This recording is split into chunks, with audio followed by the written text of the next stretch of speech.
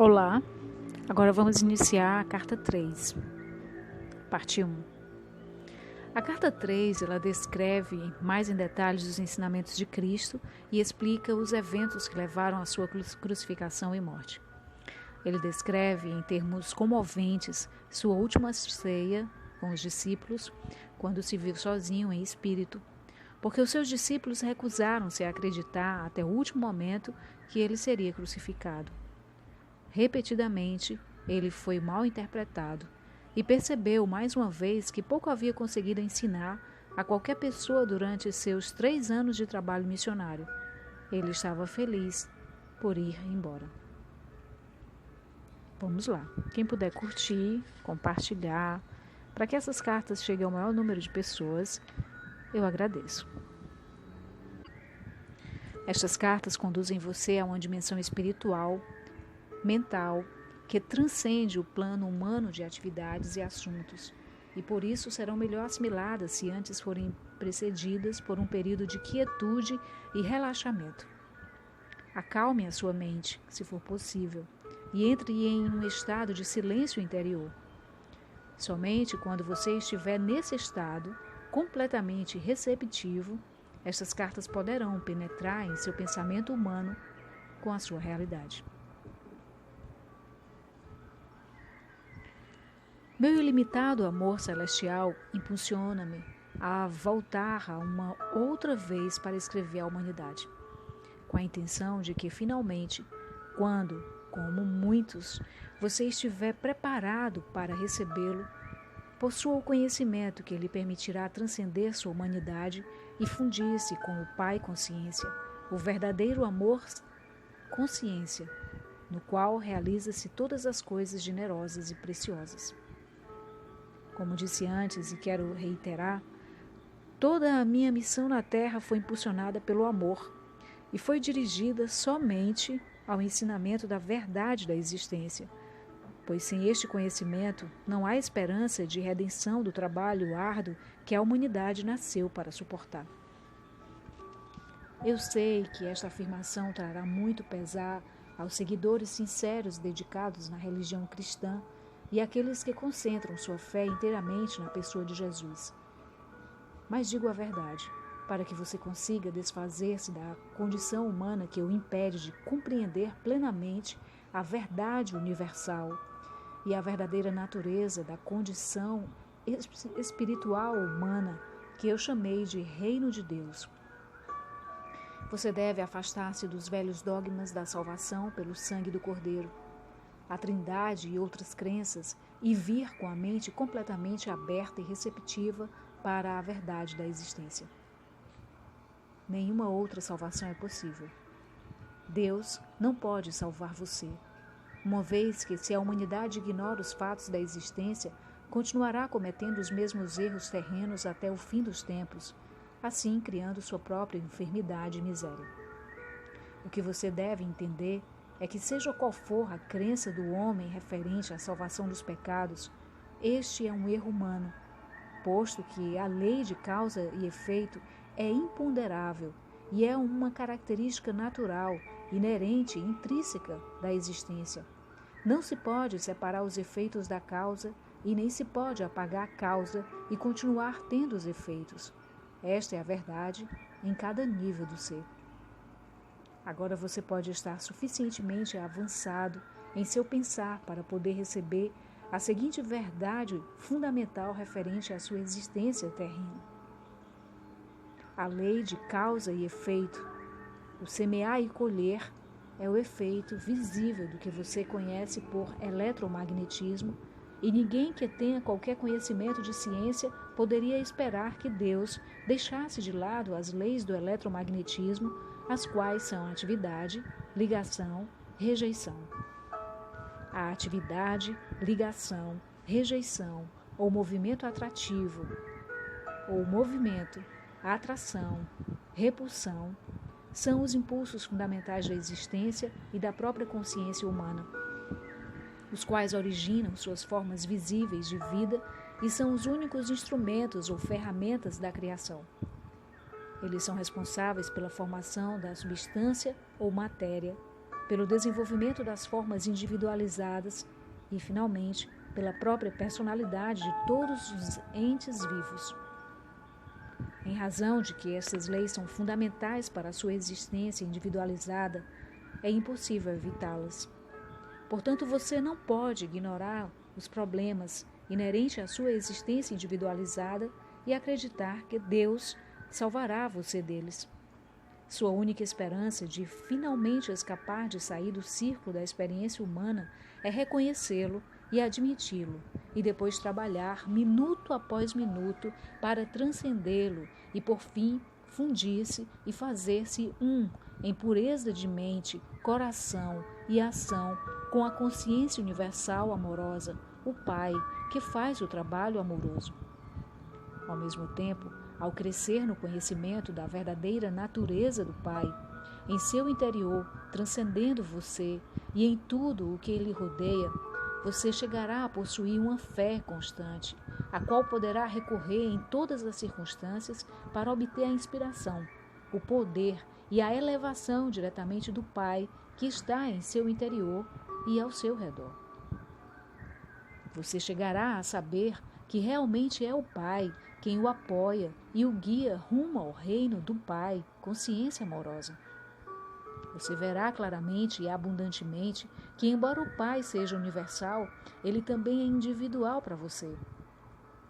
Ele o conhece e é consciente do seu pensamento e de seus problemas. No Pai, consciência amorosa, estão à sua espera soluções perfeitas para serem reconhecidas por você. Quando você reconhecê-las, for flexível e estiver disposto a escutar, estará livre da dor. Enquanto não estiver disposto a escutar, nunca receberá em plenitude o Pai consciência amorosa. Vou contar uma parábola. Imagine uma criança que grita e esperneia porque quer um sorvete. O tempo todo, enquanto faz este barulho, seu pai espera pacientemente à porta de seu quarto para mostrar que trouxe para ela sorvete e fruta. Talvez você pense que esta parábola é improvável, e, no entanto, é o que acontece. As mães se lembrarão de ocasiões em que os filhos se mostraram aflitos por alguma coisa e negavam-se a escutar o que elas tentavam dizer a eles. Mas elas já tinham a solução, esperando apenas que eles se acalmassem e enxugassem suas lágrimas. Vejo o duro esforço das pessoas, suas lágrimas, e minha compaixão é sem limites. Você está sendo escutado, mas no contexto de sua consciência atual, há pouco o que eu possa fazer. Não posso liberá-lo das amarras e correntes de tantos anos de pensar e agir ignorantes. Vejo a dor que os sermões ignorantes perpetuam nas igrejas, nas celebrações e nos púlpitos. Vejo as nações e seus povos tentando resolver tenazmente as dificuldades que surgem dos valores, culturas e crenças religiosas tradicionais. Vejo as limitações em seu viver diário, a falta de satisfação de suas necessidades, de seus propósitos e o sofrimento que emana das relações de todo tipo. A consciência coletiva que está emanando do mundo é um miasma de temores, ressentimentos, aborrecimentos e turbulência emocional de desejos apaixonados, vingança e esgotamento, entrelaçados com a compaixão, a determinação de elevar a consciência do mundo e o empenho na busca do amor incondicional daqueles que receberam inspiração e um grau de iluminação. Aproximo-me das pessoas que me chamam e trabalho com elas para aliviar suas angústias, mas seu esquema mental e suas crenças estão tão fortemente gravadas em seus cérebros que minha verdade não pode alcançá-las para trazer novo conhecimento às suas mentes. Ainda que brevemente e de maneira imperfeita, muitas ouviram, faltou a elas, no entanto, a valentia para aceitar novas ideias e falar claramente. Além disso, não havia chegado o momento certo para atravessar as barreiras da consciência humana para ensiná-las. Mas agora é o momento certo. vocês entrarem em uma nova distribuição de frequências vibratórias que permitirá mais facilmente elevar-se acima da materialidade da era precedente.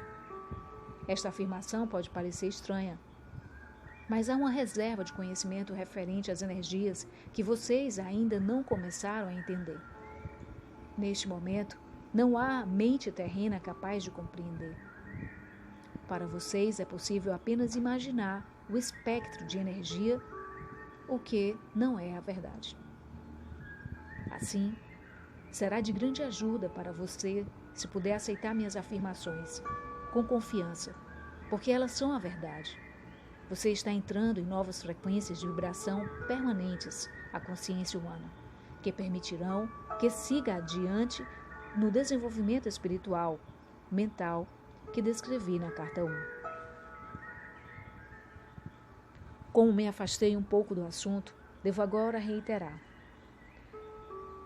Você não pode escapar das leis fundamentais da existência no que se refere ao seu pensar e sentir, semear e colher, do mesmo modo que não pode escapar das leis do eletromagnetismo em seu mundo material, pois o eletromagnetismo é o impulso que conduz à lei do semear e colher, do mesmo modo que o eletromagnetismo produz a forma dentro do campo fundamental das partículas de energia.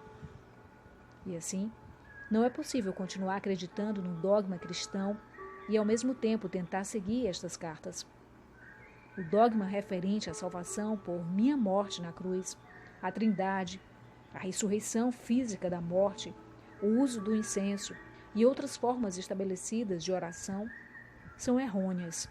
E os fatos que agora estão sendo apresentados nestas cartas são a verdade. O dogma e os ornamentos sacramentais são os que se poderia chamar de pretextos para ganhar sua atenção e lealdade, mas obscurecem a verdade de meus ensinamentos. Portanto, estas cartas tinham que ser escritas. A única maneira pela qual eu poderia atingir o mundo neste momento em que ele está pronto para entrar em uma nova distribuição mental e emocional, era usando uma mente receptiva, obediente e preparada para receber a instrução e fazer o trabalho manual por mim. Estas cartas oferecem o único meio pelo qual as pessoas encontrarão o caminho rumo à dimensão espiritual, na qual todo o erro humano se dissolve e somente resta o amor. Qualquer outra coisa que possa ser dita é puramente racionalização e razão humana. E estas não são a verdade. As pessoas estão buscando novas formas de solucionar velhos problemas, particularmente na América, mas até que compreendam a verdadeira natureza da vida, do ego e das leis da existência, apenas aumentarão a força do ego e sua dor continuará. Enquanto registro para você, nas páginas seguintes, a simples verdade que trouxe há 2 milênios, lembre-se de que esta verdade permanece constante e consistente. Portanto, só é possível aprofundar sua compreensão da verdade, não alterá-la.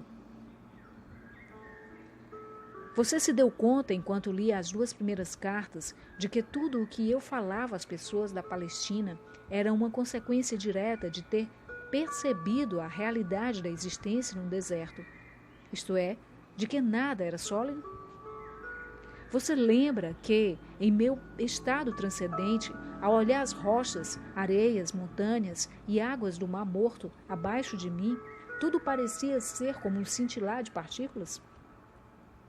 A rocha, a areia, montanhas e água distinguiam-se umas das outras simplesmente pela diferença de intensidade do cintilar das partículas e pela aparente densidade delas dentro do clarão.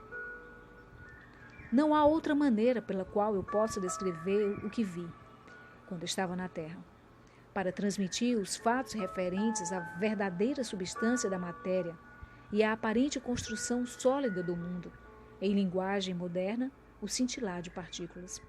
Provavelmente